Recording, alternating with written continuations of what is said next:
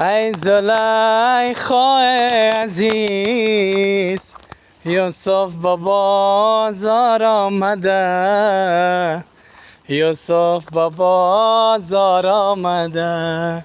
به خبر آنجا مرا خیلی خریدار آمده، خیلی خریدار آمده.